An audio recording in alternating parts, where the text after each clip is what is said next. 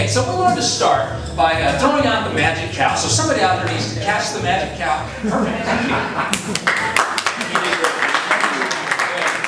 So their standards are pretty low because that was a low skill event there. They still clapped for you. You get to choose, sir. You get to choose between black and red. Red. Red. Do you wish to stick with that, or would you like to change your mind? Stick with it. Okay? You chose red. You're sure of yourself. Now let's throw the magic cow back there somewhere, and if the stuffed animal comes towards you, please catch it. Go ahead. There you go. Thank you very well. If this were an athletic competition, I would have a chance, because that's really not saying much. You caught us. In any case, you get to make a choice now, too. You get to choose hearts or diamonds. Diamonds. Do you want to stick with that, or would you like to change your mind? Stick with it. Okay, throw the cow back there somewhere. Very good. No applause for you.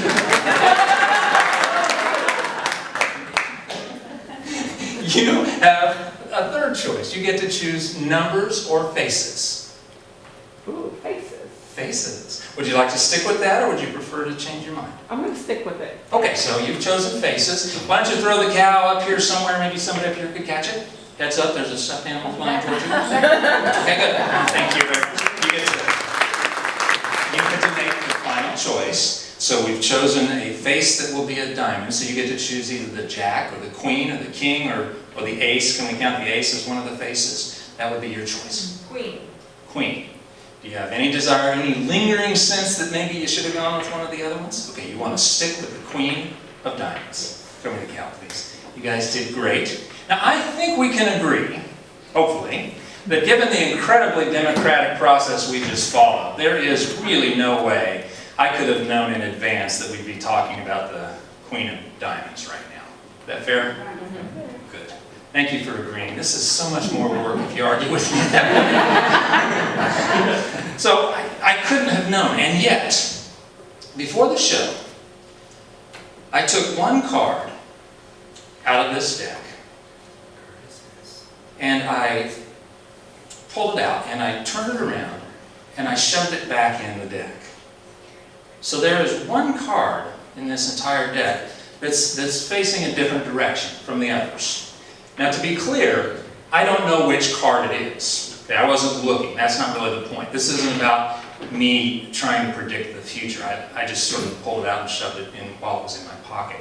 The real question is whether we, as a group, have managed to tap into something that's larger than any of us. Some people call it the wisdom of the crowds. Carl Jung called it the collective unconscious. I call it astonishment.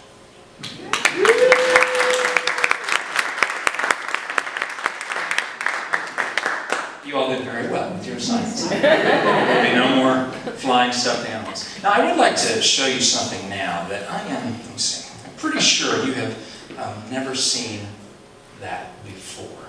Have you? No, well, frankly, you haven't seen it yet because I still need to turn it on. There we go. Thank you. Thank you.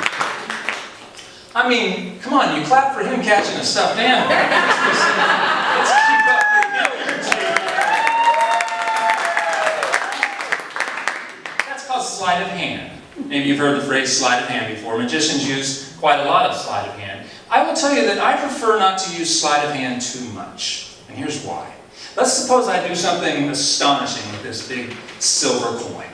And I'll do it in my hand. How about if I'll make it, pull out my magic wand, I'll make it disappear. That's pretty good, right? Here's the thing. I suspect that in many of your minds the wheels are rolling backwards right now, and you will eventually figure out that I use sleight of hand to sneak that coin into my pocket, right? I mean, on the drive home you would have figured it out if you haven't already. In any case, that's why I don't like to rely on sleight of hand too much. You would figure that out. But if I were able to make this big silver coin disappear from your hand, that would be something, wouldn't it? Yeah. All right, hold your hand out. That's exactly what I intend to do. Make a tight fist, turn it over. Don't let me in there. Why don't you set that box on the table and come join me here. You are Shanna. Yeah. Ladies and gentlemen, give it up for Shanna. I want to thank you again for not bringing any tarantulas from the zoo tonight. It's much less nervous knowing that there are none of those in the building. To make those disappear. I wouldn't go in the same tea bag. Now, Shanna, even the greatest magicians on earth don't know how to just make things disappear from another person's hand directly. We do have to distract your attention, Right. at least just for a second. And to do that, I will use this. Have you ever seen one of these before? No. It's a Chinese coin. Like the washer? It's a Chinese coin. It's 500 years old. Okay. That's what it said on eBay anyway. So you can see it's bronze, it's got a little square hole in the middle of it. This was actually given to me by a magician friend of mine in Chicago. It's a good luck charm. So wish me luck. Good luck. Thank you. Hold out your fist. Okay. And bump, bump. There. Did you feel that? Feel what? Well, Bump? it's happened. That big silver coin, Yeah. it's disappeared from your hand and it's reappeared in mine.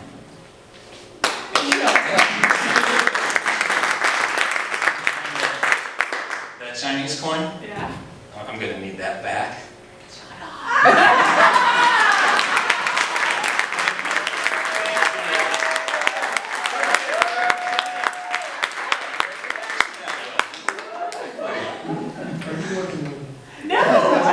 We've never been before, except when we talked about the tarantula. We had the little arachnophobia conversation. Now, I couldn't help but notice when you caught that cow earlier, you have a certain bearing about you, a type of grace that is a little hard to put into words. Are you a performer too? Have you been in plays? Oh, you have? Like Shakespearean types of things, or?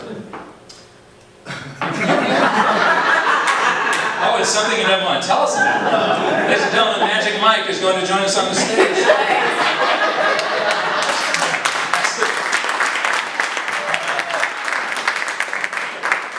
I've never seen that movie. I don't know what I'm talking about. Good. Luckily, this is an adult show. So, what is your name? Brian. This is Brian, ladies and gentlemen. Have you ever performed magic before? No. Well, you're about to. Tonight, you are going to play the role of a world-famous magician. Now, I have to tell you that your outfit from here up is rocking it. You look great. But from a costuming point of view, it's hard to play the role of a world-famous magician unless you have the proper proper hair. So, ladies and gentlemen, please meet the great Brian. Can we? Got anything better? I just made that. It says great Brian going to work for us. Okay, so the great Brian typically performs his miracles with cards. Now, you don't have to worry, I'll do all the hard work. You just stand here and look mysterious. Okay. Perfect.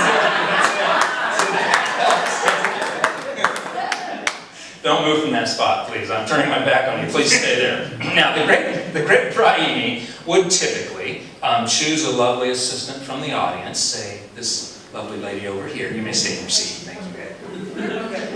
And he would ask her to very slowly and gently reach out and choose one of the. And Brian, you can't be looking. That would be cheating. Okay, just pick one of those cards. Okay, good. All right. Now, why don't you look at it and remember it, and you could show some of them back there if you'd like. Okay. Right there. Now, be honest, Brian. You weren't cheating. I mean, you didn't catch a peek, did you? No. Okay. I gotta admit, your face is a little hard to tell whether you're being honest or not, but we'll go with I trust you. Now it's the great Brian's turn to fulfill his half of this magical transaction. He will contemplate these randomly ordered 52 pieces of paper. Now the great Brian does not simply reach out and pick a card. He operates at a far higher metaphysical level. Actually, one of these cards is calling out to him. He reaches out with his index finger and he slowly touches one of those cards.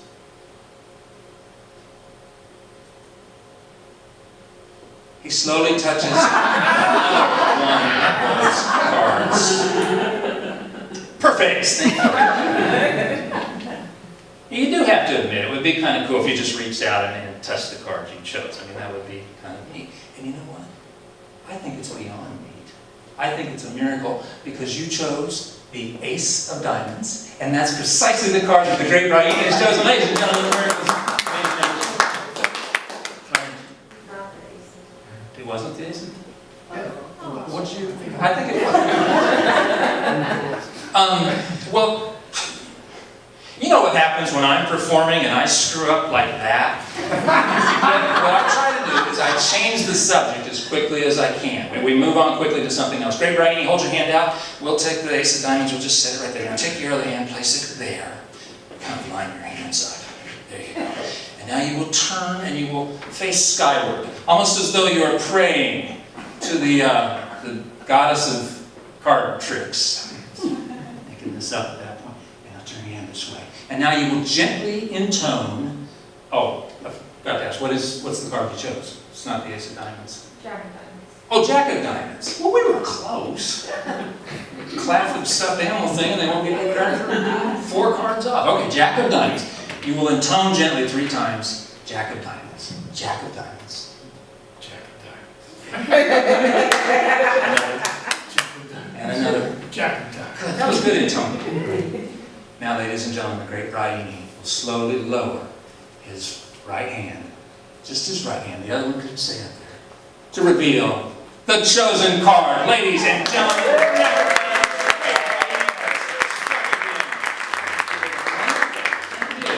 You've got a lot of experience on the stage. Did you want to keep the hat? Or okay, I'll take that. I'll take that. Give it up for Brian.